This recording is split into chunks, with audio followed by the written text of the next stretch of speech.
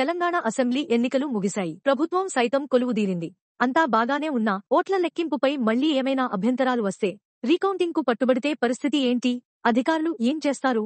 ఎన్నికల ప్రక్రియ పూర్తయినా డేటా ఉంటుందా? ఈవీఎంల పరిస్థితి ఏంటి?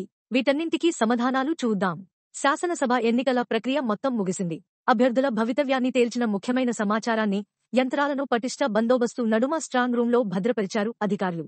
పోలింగ్లో ఉపయోగించిన ఈవీఎం, వీవీప్యాట్ మిషన్లు, పోస్టల్ బ్యాలెట్ పేపర్లతో పాటు పలు విలువైన పత్రాలను 5 ఏళ్ల వరకు భద్రంగా ఉండేలా చర్యలు తీసుకుంటారు. వీటన్నింటినీ వివిధ రాజకీయ పార్టీల ప్రతినిధుల సమక్షంలో రిటర్నింగ్ అధికారులు స్ట్రాంగ్ రూంలలో భద్రపరిచి సీల్ చేస్తారు.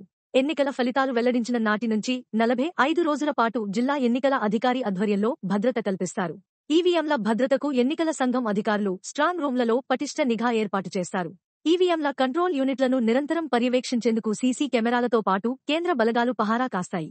నిర్ణీత గడువు ముగిసిన తర్వాత ఎన్నికల సంఘానికి అప్పగించి గోదాములకు తరలిస్తారు. ఇక అక్కడ మళ్లీ ఎన్నికల వరకు అంటే 5 ఏళ్ల పాటు భద్రంగా నిల్వ చేస్తారు. 5 ఏళ్ల కాలపరిమితి ముగిసిన తర్వాత ఆయా యంత్రాల్లో డేటాను తొలగించి ఎన్నికల సంఘం అవసరానికి అనుగుణంగా దేశంలో ఎక్కడైనా తిరిగి మళ్లీ ఉపయోగించుకుంటారు.